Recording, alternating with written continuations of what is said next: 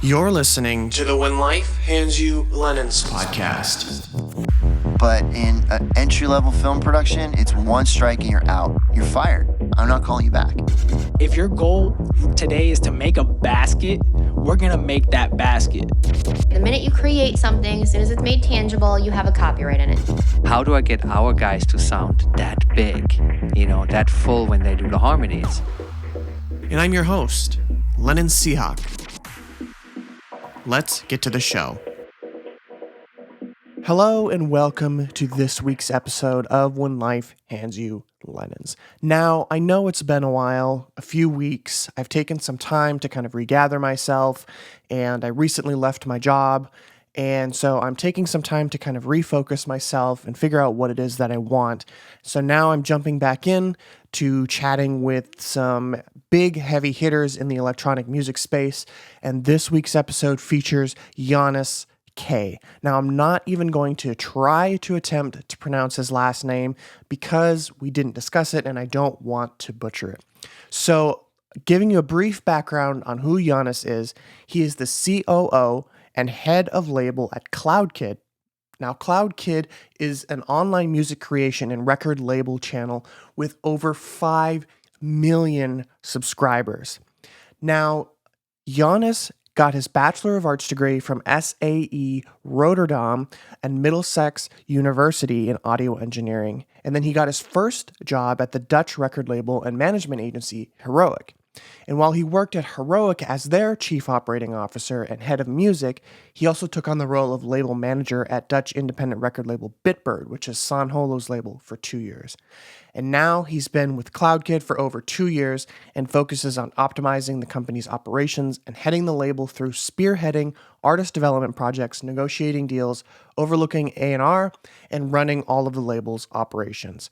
So in this episode, Yiannis and I talk about a whole bunch of things. One of the main things is we talk about branding. We talk about how important it is to have an artist brand. We talk about why name dropping really is not that important. So if you come on and you say, oh, I've worked with Don Diablo, Deadmau5, Rez, and Justin Bieber, but your music sucks, do those credits really matter? And so Yiannis is always looking for the quality of the music and doesn't care about the actual who you've worked with. It's more so on the quality of the music. We also talk about Discord and how important it is to build an artist community. We talk about CloudKid's signing process and what the deals look like and why it's important and how the structures of labels and deals are changing and how running an online label like CloudKid it's very different in today's landscape. So we talk about a whole bunch of different things, and I'll let Yiannis talk about his story and give us a little background on who he is and how he got to where he is now. But before I do, I want to remind you to sign up to my email list, which you can find on my website, which is lennonseahawk.com, or in the show notes below. I would also appreciate a 5-star rating and review on Apple Podcasts. It helps grow the show and be discovered by new listeners. You can also follow me on Instagram, lennonseahawk.com, or you can follow me on lennonseahawk.com. You can find my Instagram there, and you can follow me on Instagram at lennonseahawk. And lastly, if you or somebody you know would be a good guest for the show, there's a link to the guest request form in the show notes.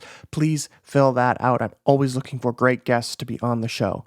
So, without going on too much more, let's dive into this incredible conversation with Yiannis. How do you pronounce your name? Yeah, it's pronounced Yiannis. Yiannis. Okay. Yeah. Yiannis. We don't need to get into the surname. That's like a whole different beast. Sure. And what kind of name is it?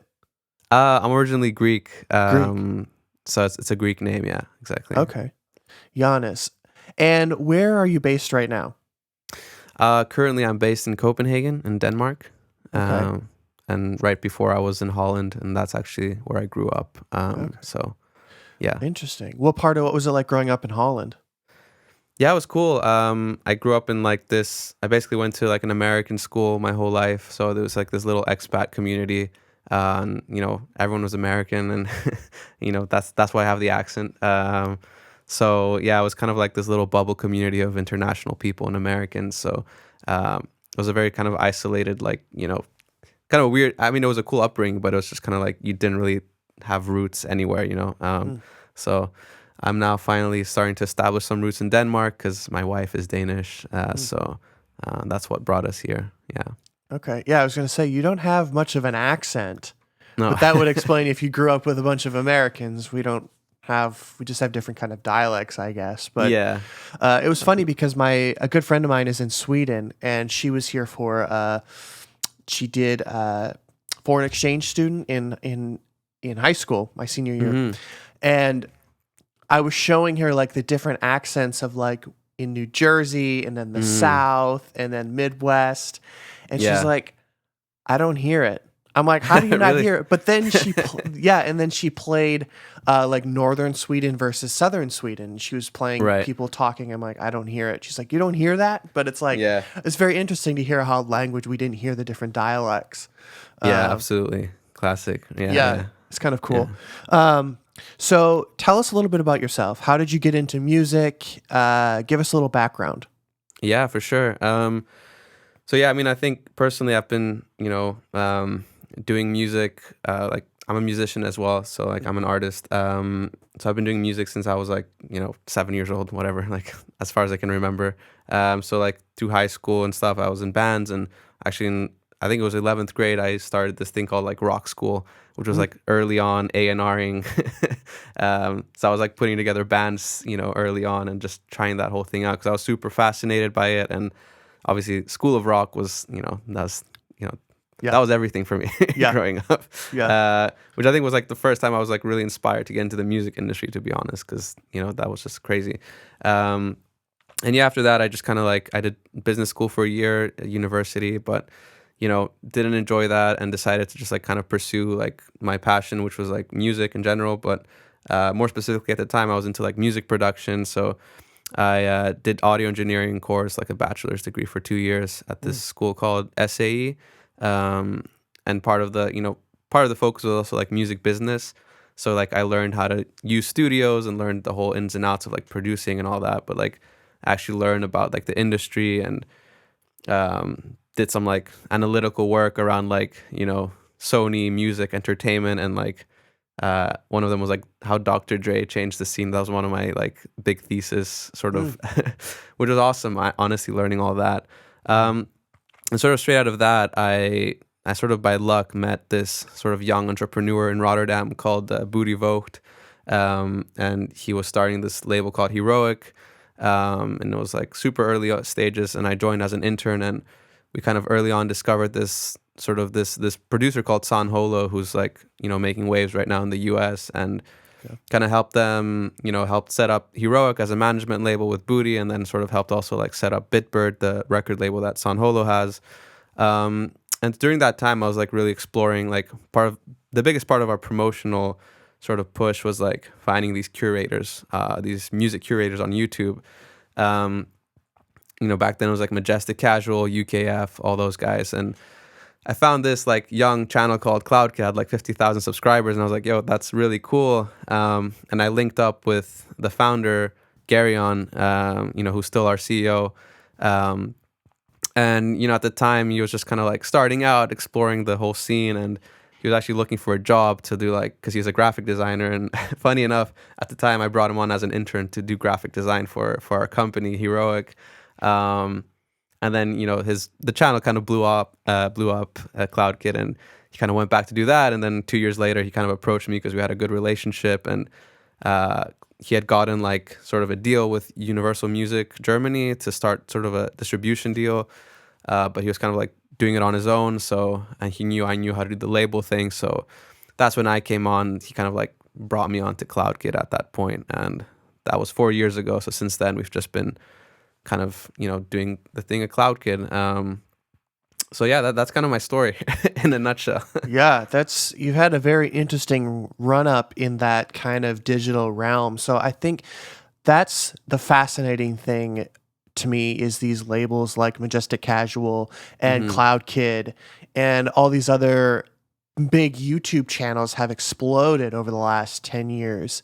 And it's just a very different arm of labels. So I'm curious to learn a little bit more about that. Where was kind of the the kickoff point for CloudKid? Where was that tipping point? And then what's it like running a digital label on YouTube versus kind of the standard label? Traditional stuff, yeah.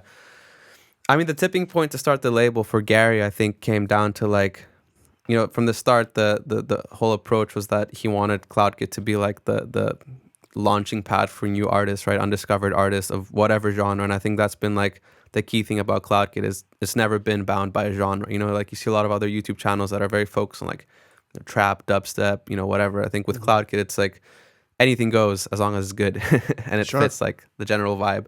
But I think the tipping point was like, he was seeing like all these artists blowing up on the channel, you know, like 100 million views on the channel, 50 million, whatever. And, you know, then they would go sign to a major or go get a manager and then, you know, just kind of leave. And then it's like, okay, great.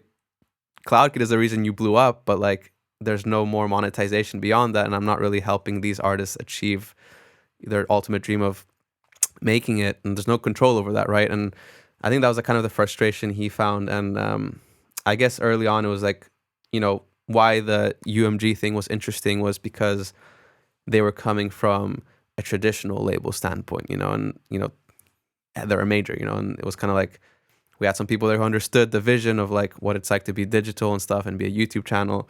So that was interesting for a while doing that with them. But I think ultimately we realized that we're very much not a traditional label, and that's not where our sort of core competency and like our skill sets lie. Like we can't be tied down by red tape or like I want to say old school way of thinking, because I mean it's still a major label, so there's like a long sort of chain of command and there's all these things that need to happen.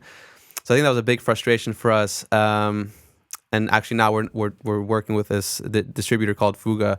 But ultimately, like I think what we saw that was really different, you know, working with UMG was just that the ability to pivot quickly and sort of, you know, jump on new trends that are happening online, right? Because like for us, the biggest part of our marketing is like influencer campaigns, right? It's like finding these new niches on like YouTube, on TikTok, on whatever, Twitch, you know, like, I mean, the stuff popping up all the time. And I think the key thing for us is like being able to like move quickly on those things and not wait to go through red tape and like, you know, can this happen? Does this affect this? You know, for us, like working with Fuga, for example, it's great because they think like us, they're digital, and they understand that like everything that needs to happen has to happen quickly and it has to happen digitally, and there should not be like a shitload of red tape. Sorry, pardon my French. I'm not. No. Can I curse, or is that okay? Yes. Yeah, okay. Yes, you can curse.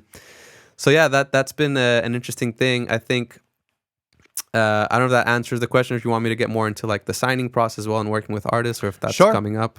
Sure. Yeah, I mean, I think the traditional sort of, I think one of the other things that's been interesting about us, and I think with all these YouTube labels, is just that the freedom we give artists and sort of not tying them down early on in their careers, right?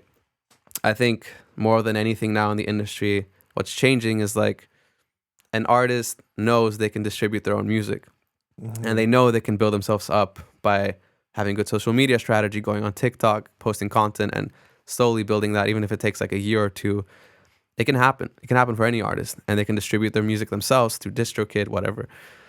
And I think the one thing we bring to the table off the bat is just that we have an audience.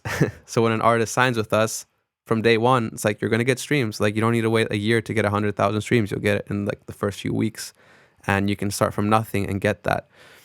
And on top of that, we're not locking them in, and they don't feel that stress of like, oh man, I need to like recoup 100K advance over 4 albums. I don't know when I'm going to get paid even, or when that's going to recoup. It's like, no, you sign like a single with us. We feel it out, it does well, and then we continue building with you, and we account to you every month. Every month you see a statement from us. And so like that's created that opportunity for a lot of our artists to make a living, and sort of the reverse psychology of like not locking them in sort of creates this concept of like they want to work with us because we're good people, and they don't feel like we're being sketchy or like taking too much than we deserve, you know? So, it's, you know, it's just like a very fair approach, I think. And that's been like the big sort of change in the label side of the industry, you know?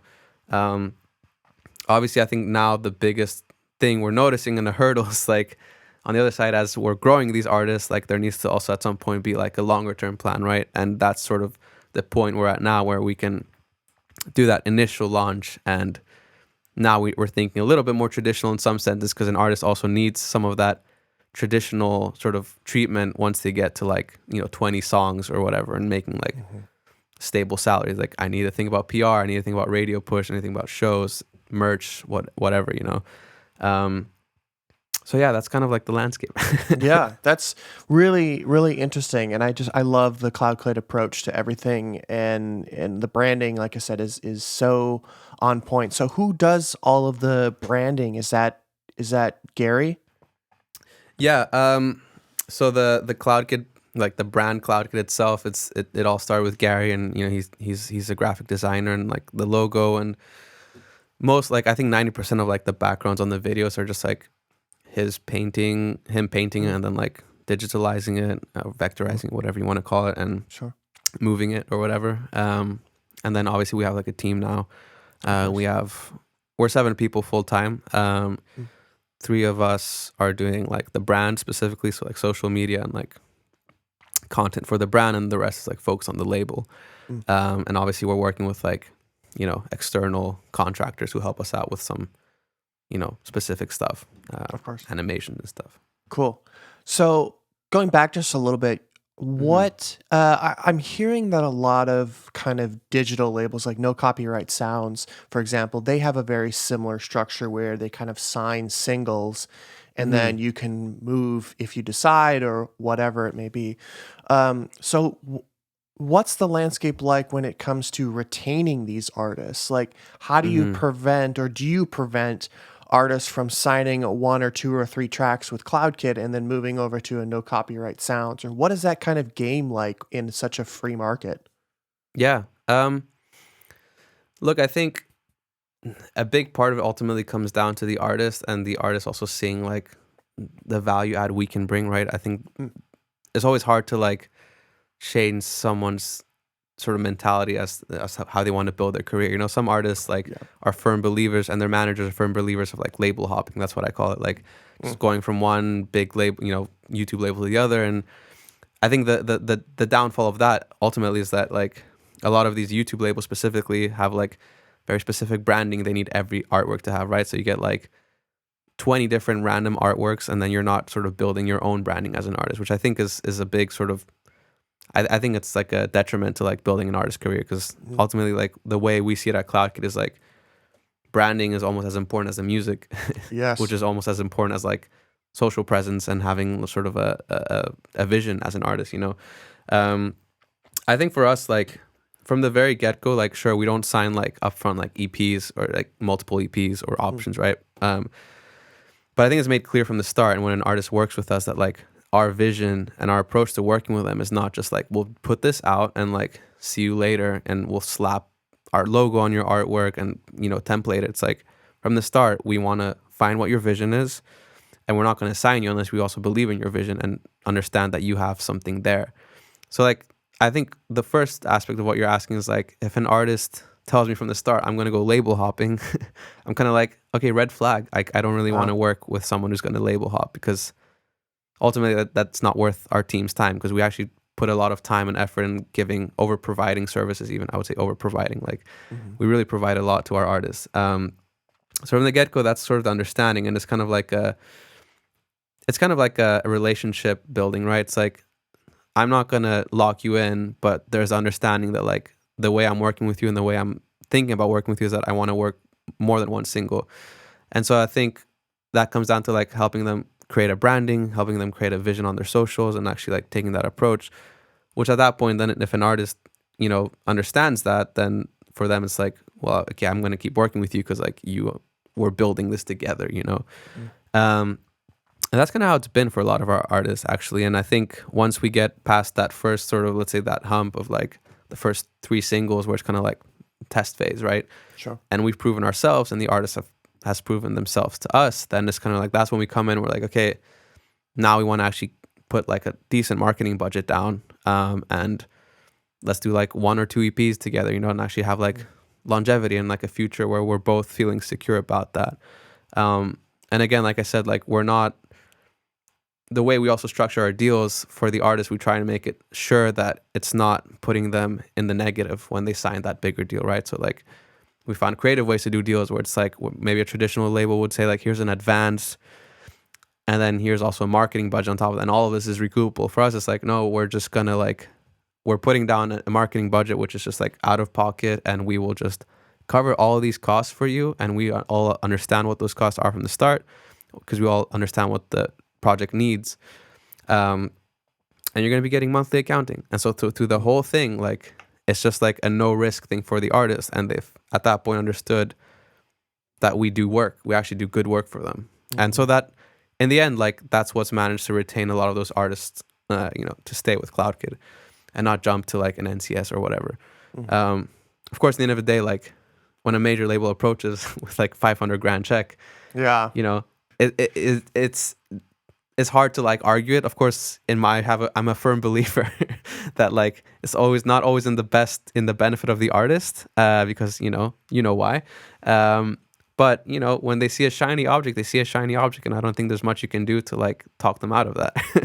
It's sad because a lot of artists these days, I've worked in like music education for the last 3-4 years now, and it's like there's so many artists, like you said, they see a shiny object and they don't understand the inner workings of the back ends of deals or how they work. They see Universal Music Group or Sony, and they're like, "Ooh, I'm gonna sign," and they get a 100-page deal and they just sign it because it's Sony or it's Universal. But then the devil's in the details, and it's like they own you for the next 6 years, and they're gonna control you, and they're going to give you $300,000 up front, but you're only going to get 15% on the back end. It's like it makes no sense, but that's why I have this podcast and people and experts like you on the show to share that information. Be like, maybe a major label deal isn't the best option, and maybe working with somebody like CloudKid, who is more modern, I guess you could say, updated with the times, is a better option. Well, I think that again, like with a major label, like I obviously like at some point I see a value in that deal, right? And I think, of course, I think an artist needs to understand when it's the right time to pivot to something like that, right? And I think it's very rare when it's the right time to pivot. Like I think if you're Post Malone, sure, you should pivot to that, because like then you are actually like the star boy of the label, and like they will put all their resource behind you, and their resources are great when they are being used right. So yeah, I also don't want to like completely like shit on the majors, but like I think it's just important for artists to understand that like nowadays, like you can do a lot of this stuff yourself, and if you have good credit, like you can go get a loan and invest in marketing by yourself. I think who said that, like Frank Ocean said that, right? I think on a tweet or something, like so like it's true, like you don't need to, it's in the end of the day an advance, it's a loan, right? It's a loan, and of course it comes with expertise of knowing how to invest that loan, but like just do research. Like there's so much information online on like how to grow yourself as an artist and where to invest money as an artist, especially new artists. So and I think the one thing I've strived to do with CloudKid, we've strived to do with CloudKid, because like I said earlier, I am an artist, and I am actually one of the artists in our roster. Like, and I think that's been super educational for me to like, because for so many years I wasn't an artist, and I was just sitting in the label scene. I was like, this is the best deal for us, therefore this and that. And now that I'm sitting in the artist seat and I'm the label, I'm like, okay, like from the artist perspective, this sucks. Like, I don't want to do this. I would not want to sign this as an artist, and therefore, if I'm not signing this as an artist, I should not be giving this to other artists. So like, it's also constantly improving, and I think that's a very important factor of what we're doing in our ethos, is like we make it artist friendly, because in the end of the day, like myself and everyone else in the team is an artist of whatever form, whether it's a musical artist or a graphic designer. Like everyone, that's the root of the company. So yeah. So that's a very interesting perspective. Being signed to the label that you work for is interesting, because you get to see both sides of it very intimately. Yeah. What is your artist project name? It's called Updog. Updog. What's Updog? Nice. There it is. I was waiting for it. How many people do you actually get with that one? Do you get a lot of people that say, what is up, dog? Yeah, I mean, it's always like the first, it's the introduction to the project, right? And I think that was very purposefully done, is to hook someone in from the start with a shitty joke. Yeah. I love my bad humor, so that's no. It's definitely a dad joke, and I live for dad jokes. I'm full of dad jokes. In fact, one 100%. Of my LinkedIn recommendations is like, Lennon is full of dad jokes, and so I can proudly display that. So I commend you on that. So what is it like, kind of ingesting an artist? Like, let's say you sign an artist or a song, and who are you using to distribute? Are you fully switched over to Fuga now? And what does kind of the deal look like, and those types of things? Yeah. So to answer that quick question, like, we distribute everything through Fuga now. So like they are our exclusive distributor. Highly recommended. I have nothing negative to say about them. I think they're an amazing company, and they've really invested in the tech side. And I think, everyone says this, but like, tech is the future. Yes. Tech is the future of the music industry, though, because I think it's so important to have like the ability to move quickly these days. So I think from like the ingesting process is always kind of like,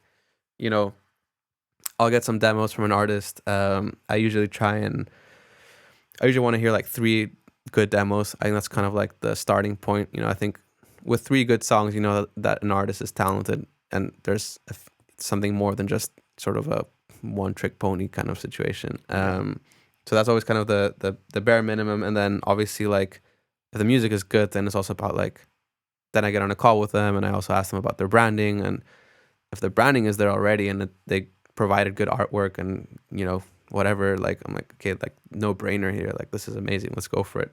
But I think more importantly, it's about connecting with the artist. I try to talk to every artist we sign over a Zoom call and like make sure that there's a good vibe, because in the end of the day, like, it's a relationship, and we pour our hearts into like everyone we sign and the process of pushing them. So if it's not good and it's not a good culture fit, then I know it's not going to end up going well in the future. And I've been through that too many times, bad culture fits. So I think we're at a point now where everyone we sign, like, we get along with, and there's a good relationship, and that makes the whole process seamless and actually really fun. And there's no more like drama or like, oh, this and that. It's like, and I think the most important thing I want to do also in these calls is like set realistic expectations. I think that's actually super important. And I think that's something that, having experienced a lot of A&R, is like, that's not what they do. They need to like oversell themselves and talk about like name drop. Name dropping is like, I hate name dropping. Like, you're pulling at straws here. Yeah. It's just like, cool, that person, who cares? Yeah. Like, I don't know. Like, I don't know why. And I notice this a lot with like, especially US A&Rs, like, not to talk down to anyone, but like, I notice, especially when I talk to people from LA or New York, it's like, the name dropping is real, man. Like, like it's never ending. Yeah. And it's just like, I just want to see good work here, dude. And I think in the end of the day, I think an artist just needs to hear, I think the most important thing for an artist is, one, to know that the person who's trying to sign them actually believes in them and understands what they're doing, and even knows the name of the songs they're going to sign, because ultimately, like, that's the bare minimum you should do when you talk to an artist. You know what you're signing. And again, been too many meetings where they don't know what the hell you sent them. Yeah. So I think that's super important. And I think if you can be honest and level with an artist and be like, hey, listen, like, it's a brand new project. I'm not going to tell you I'm going to get you like 20 new Music Fridays, but I think in the next 3 singles, we need to work on building your branding. We're going to get you like we're going to strive to get you like 50,000 monthly listeners based on like what we know, what we can do with our playlists and our ecosystem. And I think that's what an artist needs. And once they're in, then obviously, like I said, distribute them through Fuga. We put them through like our marketing and our operations team and our social media team. I've built like a very elaborate like automation system to make sure that everything happens seamlessly from the get-go, and that an artist is sort of has like a sort of holistic branded experience of what's happening throughout the process. So like they get an email with like branded with the artwork that says your song has been distributed, it's coming out this day, please fill out this document. Then you get looped in with our marketing team immediately. And so like, and then within the first month they get, you know, invited to like the royalty system. So it's like, it's very transparent. Like we've strived super hard to make the whole process for the artist extremely transparent, you know, sending them the marketing document, who we're going to pitch to, why we're going to pitch to them, so that like there's no like, are they doing work or not, you know? Because like if we're taking 50% of an artist's royalties, we need to make sure that they know that we're worth that 50%, and it's not just like you're part of, you know, a catalog. Sure. So, Sure. Yeah.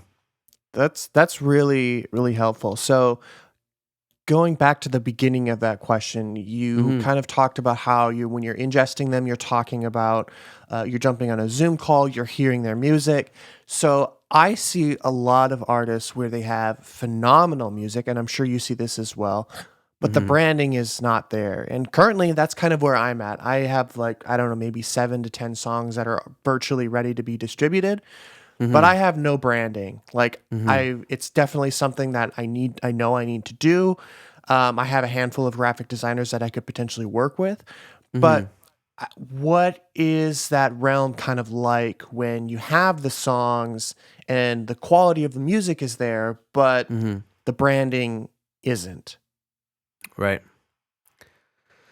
I mean, it's a tough one. I think like, I always tell the artists, like, I think for our perspective, it's like we try and not force a brand on an artist, right? Because I think ultimately, like, it's your project, and you need to be stoked about what you're doing. And I think honestly, if it's not coming from the artist, it will just never work out, right? Like, just that's just the truth. And we've tried, and you know, creating branding for artists and enforcing it on them, but like, if it's not coming from your heart and your soul, like. I can't do anything. Like, you're not, you know, in the end of the day, like, as much of a product as it all is, like, it's not. Right. It's your emotions, it's your heart that's being poured there. So, you know, I think the best advice I can give to an artist is just like, create a mood board at the very basic. Like, go out there, look at artists you really believe in, that you really like vibe with, that you're like, you look up to, you know. And I think that's where it all starts. And if that artist exists, then I think you start from there. And there's nothing wrong with taking references and, for lack of better words, like imitating, you know, as long as you're still being original and true to yourself. But I think everything comes from a reference, and it's good to start with a reference and like build from that, right? And then maybe after the 20th song, like, you finally found like, you know, you found who you really want to be, and that will keep changing. I think it's all about like, it's a process. It's a long process, you know. I think the biggest mistake I see artists making who want to be artists is that they want to make it perfect from the start. And it's like, it won't. Just freaking put it out there. Make mistakes. Put something there, you know, like, yes. Make mistakes, make a million mistakes and learn from them, and then get better. You know, that's the only thing you can do. And, you know, the branding will just develop, like, myself included. Like, I've changed my branding 100 times, and it keeps developing. It started with stick figures, and now it's like full on like graphic design, photographs, whatever, you know. And like, but it was the journey, and people still like saw that journey, and they still vibe with it, and they vibed with it back then. So like, as long as there's like, you know, an element of like vision behind where you're going, and like, even if that vision isn't 100% branding, it's the vision of like, who do I want to be as an artist, and where do I see myself being, and who do I want to influence, and why do I want to influence them, right? I think those are important questions to ask yourself, because that will make everything clear for yourself as an artist. So yeah, those are the questions I ask. Yeah, that's very helpful. Because I think, like I said, I'm a music journalist, have been for 4 or 5 years as well. And I see so many artists, they send me, your publicist, they send me the music, and the music is great, but they're name dropping with everybody they've opened for, and everybody they've, you know, are working, like, talking to for collaborations or upcoming. I'm like, I don't really care if you're working with Justin Bieber or Britney Spears. Like, this is good, but Britney Spears is irrelevant to this. Like, I don't care who you've worked with. And then, you know, the branding isn't quite there. So it's like, it's kind of a big turn off, but if the branding is good, it's like, wow, it just elevates the music even further, I think, because you get a more wholesome sense of the brand and the sound and the tonality of the project. And Yeah. Yeah. No, I mean, obviously a big part of our company is like curating, and we get a lot of submissions. And I can't tell you how many submissions we get with like, oh, this and that, Red Rocks and whatever. Like, it's just like, I don't care, dude. Like, I don't like the song. That's the end of the story. Yeah. But you know what works though? Like, even if the branding is, quote unquote, it's bad, right? Like, say like you decided to like, you don't know what else to do. You have no money to invest in graphic designers, and you just decided to go with like, stick figures for like whatever. I think in the end of the day, right, like branding is also like it's perceived, it's a perception. My point is, and like I think it's about like how do you sell that branding that you have, right? And like if I come to you or someone comes to me and their branding is just like god awful, looks like a 5-year-old made it, but you own that branding and you say something interesting about why that branding is there and who you are, and you come in like, hey, like whatever, like an interesting story that makes me like want to be like, wow, that's kind of cool. Like, who's this guy? Like, what is going on? Like, I remember some guy like sent a cassette tape or something once, like, or a CD. It's like, who the hell sends that? But it's like, I'm intrigued. Like, cool. Like, you did something different that made me want to look, and you didn't send me like the classic pitch of like, I'm awesome and I did these collabs. Like, I really don't care how many monthly listeners you have either. Like, if you were big, I would know you. Like, yeah. So yeah, I think own the branding you have at the very least, and make sure that even if it sucks on paper, it's yours and it's your unique branding, and you're owning it, and you're not like embarrassed by it and like, whatever, like I could do better. You know what I mean? Yeah. So that's my advice on that. I like that, how you can own it and be like, yeah, this branding at first glance, it sucks, but I'm proud of this. Like, this is intentional. Like, it's not like, and I love how this, and there's a story behind it. That's owning it. And that's a totally different perspective. And that's very interesting. Yeah. So once I want to talk about like how does the artist make money? Like, what kind of departments do you guys have? Do you guys have a publishing leg? Do you guys do you have a sync department? Like, what are the types of departments that you guys have to earn revenue for your artists and the label? Yeah. So obviously like label, but we have a publishing leg too. I think on the publishing side, it's, we work with Cobalt. So like, they're doing our admin and stuff, and we work with them on sync as well. I think like, for us, like publishing is not a deal breaker. Obviously, like if we sign someone to the label, like it's kind of like a lot of artists come in, they have no publishing, they don't know how to collect stuff, they don't know how to collect mechanicals even, some of them are not even registered to PROs, God help us all. But that's kind of there to like be a support system for the artist, to like actually help them collect those royalties, those mechanicals, and make sure their stuff gets registered on time, and that like it's actually funneled to their PRO and they get paid, right? So, for those artists who have no idea what they're doing, that's there to help them out. And obviously we have like an A&R service behind that. So like, we have a few artists and producers that we work really closely with, and we're always like linking them up with new artists that we're signing. So it's like, and we have one producer in specific, and like we've just been like hooking him up with every new artist we sign basically to the label. And, he started from like smaller artists, and now he's, producing for like artists with 1 million monthly listeners, and that's, and exclusively he's not signed to our publishing, but it's just like a good relationship there, and we're just like giving him opportunities, and everything he's doing is being signed for us on publishing. So yeah, that's the publishing side. Sorry, I kind of sidetracked, but that's one aspect. But I think like most of our artists, like the average artist, primarily makes money off the master royalties, like DSP distribution. Like I said earlier, like we try and do as many services in-house.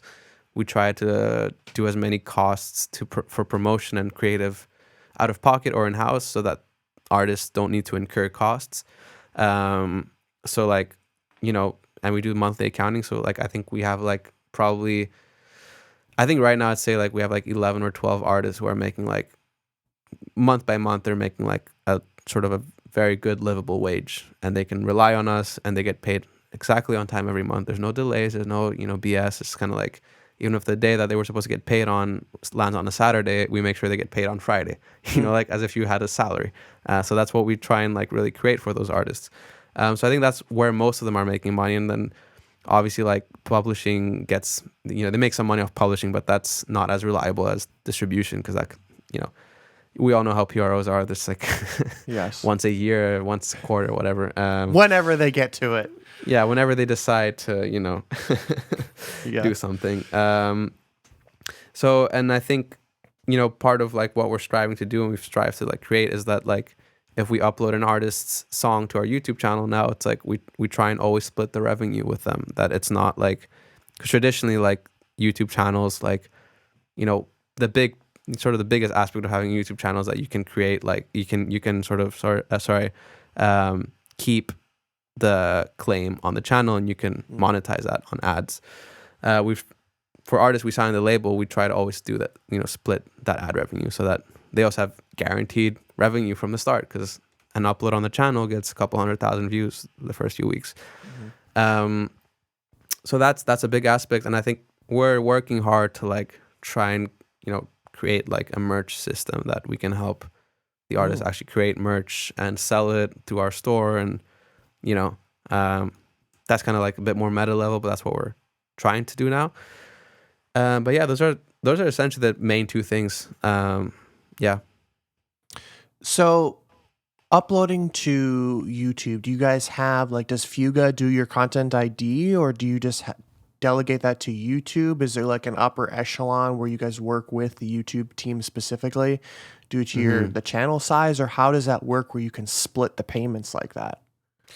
Yeah, so we work with an MCN called The District. Okay.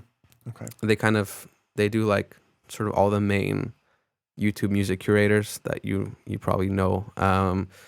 So we're part of that, and like part of the main benefit of working with them as well is just like, they have all the deals with all the majors, so that we can easily do like, let's say a bootleg remix, a trap remix of like Billie Eilish, and we can get it cleared and it can live on our channel, right? So they help a lot with that. But we also do content ID with them, and they have like a whole elaborate back end system which allows us to like do splits and receive separate like monetization for like label releases versus normal curation. And then on the back end I can like account that to artists and be like, hey, this is what you made on this video, so they have a very good back end system for that as well, which they've created. Do you guys have a lot of people using your label's music for their own projects, and do you guys function in a similar sense of like no copyright sounds or labels like that? We don't do no copyright sounds. Like we don't do that. Like I know that's a big. I also don't know how I feel about like the term no copyright, because it's technically not correct. It's very misleading. Very misleading. It should be like no royalty or no licensing. claim or something. Yeah, no claim. No content ID. Yes. Yeah, no, we do run content ID, but I think, we have a very loose system with like, we're very, we unclaim stuff like very easily. So if someone reaches out to us, they're like, I want to use this, and it's like, sure, we'll unclaim it because you're a creator, and it doesn't really usually matter how big they are, as long as like they're crediting the artist and there's a level of respect to like the music as well. But we haven't removed it because ultimately like, it's a big money earner for artists too, right? Like we need to make sure that our artists can keep making money, and our music gets used a lot on YouTube by a lot of people, and it's just a very big revenue for us and the artists.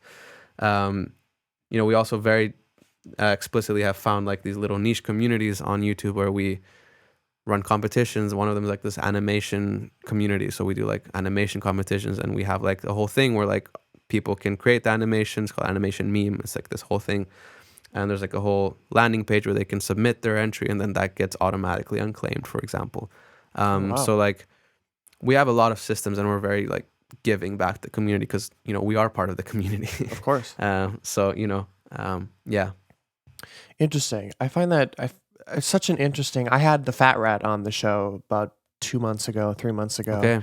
Yeah. And the way he's been able to make money on giving away his music for free is like very interesting. And I mean, you think of the Fat Rat, he's like the go-to gaming music guy. Everybody Yeah. in the gaming music community. So he's built up this very, very interesting niche in this community and has done very well for himself. Yeah. So it's in a world where you can have access to virtually every label's catalog because it's distributed somehow on YouTube, and you just download the MP3 and you throw it into the video. And then people don't understand how that whole back-end copyright infringement stuff works. Yeah. So seeing labels and companies like CloudKid not claiming or leaving that claim on there but not taking it down is encouraging, because it just fosters growth. And like, if this person has 100,000 subscribers, like, why wouldn't you want them to hear your labels, your artist music? I mean, I never got the whole aspect of like taking down videos. It makes no sense because it's free promotion really and free revenue. Yeah. But I think like what the Fat Rat is doing is awesome, and what NCS is doing is awesome. I think it's ultimately comes down to like, you know, your business model, right? I think the Fat Rat's business model and the music he releases, for one, I think he pretty much mostly self-releases. That's my understanding. Like, he kind of has his own distribution arm. Actually, I think I know his manager pretty well. And, you know, he makes music for gamers, and therefore, like, great, like, that works perfectly, and that's the niche you found. Obviously, for us, like, I would love to do that, but, like, a lot of our music is, like, pop, you know, alt rock, and it's, like, it's hard to go to an artist or a manager who's kind of like more old school and it's like, hey dude, listen, you're not gonna make any money on YouTube, right? They're like, you know, screw you, dude. Like, we're not gamers. Like, gamers won't use that music, you know. So it's kind of like, it's that balancing act as well, you know. But yeah, I think it's an incredible model what a lot of these companies have done. So yeah. So how many do you recommend uploading to YouTube, or what's kind of the YouTube release strategy? And what, how much does YouTube pay? Like, I know that's obviously like, is it worth uploading to YouTube? Like, what are the benefits? Like, what is 1 million streams? As an artist, you mean, or as like a curator? Yeah, as an artist, for example. Yeah. I think for a lot of artists, YouTube is like, I feel like it's completely overlooked, honestly. You know, sure, the payout is horrible, whatever, you know, you can say what you want about the payout, but like, community wise and engagement wise, like, it's an incredible platform, and they've really managed to like continue to build it through like the community tab, through now shorts, through, you know, I'm not sure if I'm sure shorts has launched in the US, right? Like, YouTube shorts. I get shorts. Yeah, you know, and then like the stories, like, I think they've created like an incredible platform for you to like find fans and engage with them. And like, YouTube fans are probably the most loyal fans you can find. And the algorithm is great on YouTube. Like, your fans will find your stuff and they will engage with you, and you can engage with them. It's like a platform to talk to fans. So like, money aside, like, no, like, everyone should be on YouTube and everyone should be focusing on YouTube. And I'm quite frankly surprised that more artists aren't thinking creatively on YouTube outside of just like the audio or the lyric video or like the music video. You know, it's like, right now on YouTube, you can create so much content as an artist, whether that's like acoustic TikTok style videos on shorts, community posts, like posting the stuff you post on Instagram on the community tab. Like, there's just so much opportunity, and I'm seeing so many artists like completely neglected. And I'm just like, it's crazy. So like, if you're an artist and you even have a YouTube audience, like 100% double down on that. It's way more valuable than Instagram. I can guarantee you that. So that's my advice. Oh, and the live stream aspect, obviously, like, you know, the whole thing. I really like the YouTube Premiere function too. Yeah. Like, I think that's really cool how it notifies everybody and it throws it in your feed. And like, because like, when say a YouTube channel uploads for me and I can see like, join us for the premiere, and I click on the video and it's like, oh, I can easily, it looks like they just uploaded it. But it's like, no, it's premiering in 24 hours. I can click on it and be like, oh, notify me. I want to watch this. Yeah. It's super cool how fans, like, directly, you know, like, and I mean, it's owned by Google. It's not going anywhere. No. It's not a come and go platform like Vine was, or I think, you know, TikTok is going to be here for a few years, but I think it'll lull out after, you know, something bigger and better comes along. No, absolutely. Yeah. nothing. And I think the other aspect of YouTube is also just like that you can even like grow your profile with like the right ads, you know, which is something, let's say, you can't really do on Spotify. You can't really, you know, you can retarget people on Instagram, but it's not the same. Like it's not in the platform that you're targeting people. And Spotify ads are also just like horrible, you know, ROI, horrible click-through rate, like, and overly expensive. So, and you're only targeting like free users or whatever. I mean, I guess the same with YouTube, but like they can convert, is my point, to bigger things. So yeah, YouTube, 100%. Plus YouTube is a great way to build your branding and like further enforce your branding and your imagery and like really get somebody into your world and see what you're like. And like, did you see what Lil Nas X did the other day where he uploaded an uncensored video of his most recent video and it like plays like 15 seconds through and then it freezes on the shower, but everybody thought he was going to be dancing around naked and because that's what everybody wanted to see. And he just totally gamed everybody. And it's like, he's just those types of things where you can convey your personality and be like, oh man, he got us. But that's who he is as an artist and as a person. And people are really digging that. That comedic humor is great. No, absolutely. So getting into kind of my last question here. I know it's getting late for you. I don't want to keep too much of your time. But you mentioned paid advertising. Do you guys do paid advertising for artists or the label, or what's the paid strategy kind of like? I mean, it's kind of a new thing we're exploring. Like, we're definitely not doing it on CloudKid. We've never done any sort of paid ads on CloudKid, very purposefully, because sort of the fear of like losing the organic reach or tinkering with the algorithm somehow. I don't know. Like, you never know with YouTube. It's like a black hole. Like, no one knows anything about how anything works. Once you give them money, then they start diminishing your organic reach. Yeah, but I think for an artist, it's more interesting because, like, you know, you can also target like relatable artists or related audiences, which could actually, you know, translate into something bigger for yourself as an artist. So, and I think especially if you're not getting any organic reach, you know, on YouTube through like curators or influencers, like it's the best way to like kickstart if you have a budget, you know, like better run that on YouTube than running it on Instagram, in my opinion. Because like, you're not on Instagram, you're not selling a product usually as an artist. Like, your main product, your core product is music.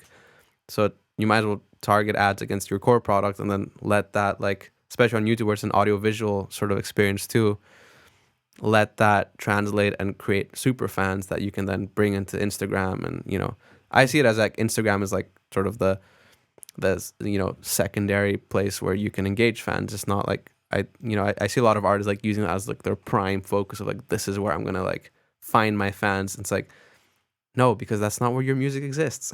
Like, you know, there's no like, they can't stream or buy anything really. Right. There's no conversion. So yeah. Interesting. And are you exploring like TikTok ads and Spotify, or are you just exploring YouTube, Facebook? We've done Spotify ads as well. Like internal Spotify ads. Just, I don't know, not worth the money, honestly. Don't get anything out of it. I haven't looked into TikTok yet though, not gonna lie. I think right now the way I see TikTok personally is like, it is such a great platform to grow like organically, just because the algorithm is crazy cool. And, you know, just, you know, the more you post, the more it like rewards you really as a creator. So not sure if it's worth it. I mean, we do TikTok promotions in that sense, but that's not the same as ads, right? You like hitting up influencers and getting them to use music. But no, not just right now. I think it's been like sort of the most recent thing is YouTube ads and Instagram ads, of course, like retargeting like special campaigns, or, you know, for us personally, like using it to like target our fans to our playlists on Spotify. I think that's the best way to like also convert to playlist listeners on Spotify. Yeah, that's kind of the approach. Yeah. Cool. Yeah, that's kind of similar things of what I've heard is TikTok is still kind of very organic, and I think once they start figuring out the algorithm and getting everybody as much people as they can into the system, then they'll start squashing the algorithm probably. Yeah. Like Instagram did. Yeah. Instagram organic reach is awful. Yeah, it's Now horrible. like I see people with 5,000 followers getting like 20 likes on their photos and Yeah. 3 comments. It's just not good. Yeah. I mean, honestly, fuck Instagram. Fuck Facebook. Fuck that whole conglomerate. Yeah. I think there's like a mass exodus leaving them. So, which is I think a good thing. They've had their time. I mean, last platform I would suggest, just to interject, is like Discord. Like honestly, Yes. like I don't know, like if you can convert fans to Discord, like you've done it. There's no better system than getting them into Discord, No. like literally into your community. Yeah. I had Exod on the show. He's a frequent. Yeah, Yes. excellent. Yeah. He's a good friend of mine. We went to college together, and Cool. and he was talking about Discord, and he was sharing all kinds of information and like building his community in Discord and like how it's set up and everything. It's very interesting how Discord is doing it. And I'm actually just getting into Discord, and I'm joined a bunch of servers and things like that, kind of frequenting what's going on. And like I have like big producers that are doing like feedback on there and like doing very exclusive things on their Discord server. So I'm like, oh, this is the prime opportunity to take advantage of these things, where you have like DJ Swivel is one of them, where he's like Beyonce's mixer, vocal engineer, worked with the Chainsmokers and all those massive artists, not to name drop, but he's a really talented mix engineer and producer. And it's like for him to give feedback and like take the time to listen to my or anybody else's tracks for an hour is invaluable to get somebody who's been there and done that. Absolutely. So I mean, I think for artists it's also about like, you know, depending on what kind of music you make as well, it's like about creating a safe space even for your fans, you know, like and a place where I like to say safe space, you know, because I've seen a lot of artists use it as that, you know, like especially if your target, I think especially people who are on Discord tend to be like gamers, honestly, or tends to be like, you know, not the like the Instagram cool swag kids, right? It's like kids who, you know, who are kind of like in the, you know, like doing the gaming stuff and are sometimes bullied in school. You know what I mean, right? It's kind of like that tends to be like the community that gets fostered on Discord, and that's why I think Discord is also like a great safe space to create for people to like interact with each other and feel safe and not be bombarded with, you know, the swag and the bullshit that's on Instagram, which honestly is horrible for mental health. And I've seen a lot of artists create like therapy groups on Discord where like all these kids are sharing about like, I got bullied today, or like, you know, this happened at home. And it's like such a great space for these kids to just like feel good and supported and safe. And that then, if you think about that from like a fan engagement perspective, just going back to like the marketing aspect, it's insane. Like you've given this kid like a lifetime connection to yourself as an artist. And that kid, maybe in a year or two, when they've become 18, 19, they'll always remember that. And when you're selling merch and they have disposable income, for example, it's like, I'm going to buy that merch because this guy changed my life and he gave me that opportunity to change my life. So like, that's my point. It's like, don't sleep on stuff like that as an artist. Like you need to engage with your fans and give them that place to exist and feel good and safe. So yeah. And it's also that space, you know, where your Discord, these are literally all people who are also fans of this artist. So you're not having to like go out randomly and find these people at shows. You can connect with them. Like these are fans of this artist. And then you have the different like hobbies or whatever types of channels you want in there. And you can connect and like, oh, I'm also a music producer. I love writing music. You know, these fans of this artist are also music producers. So like you're just further diving down that niche and finding your friends, I guess you could say. Like I'm curious to see how many people have built up like lifelong friendships over a Discord. You know, that would be super interesting. It's like building that whole community of Discord. It's amazing. I'm very excited to see how artists take advantage of it. I'm watching a handful of them just do it. I think it's an incredible platform. Yeah, absolutely. So, well, that's kind of all the questions I have for you. We just hit an hour here, so I don't want to take too much of your time. It's getting late for you. No stress. I like these conversations. So Yeah, I love always these have. conversations too. It was amazing to connect. I'm a big Likewise. fan of CloudKid's, so super happy we could connect. Definitely stay in touch. Yeah. I'm gonna once I jump off this call, I'm gonna go listen to some Updog and check out some of your music. Oh, yeah. And yeah, so before I let you go, how can the listeners follow up with you if they have any questions or stay in contact with you or CloudKid? Sure. Yeah. Like email wise or Whichever you prefer, if you want to give out your email or if you prefer like Instagram DM or something. Or I'm trying to Discord. I'm trying to think about like how do I not get like bombarded with demos? Yeah, No, I'm kidding. sure. That's No, true. Yeah, I think like for industry questions, like, I'm happy to give my email. That's fine. It's just, my name, Yiannis at CODkid.com. If someone wants to ask more about our conversation, just please try and not send me like unsolicited demos of like, hey bro, like, can you please sign? Like, I would appreciate that doesn't happen because I get enough. So like, if it's like a serious conversation, you want to talk about something cool, I'm always happy to like, exchange knowledge and, drop wisdom for lack of better words. But yeah, just please don't be like, dude, can you add me to your playlist?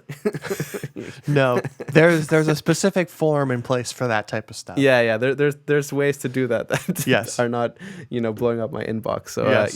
yeah. Cool. That'd be great. Cool. And then I'll link all of CloudKid's socials and YouTube stuff in the show notes below.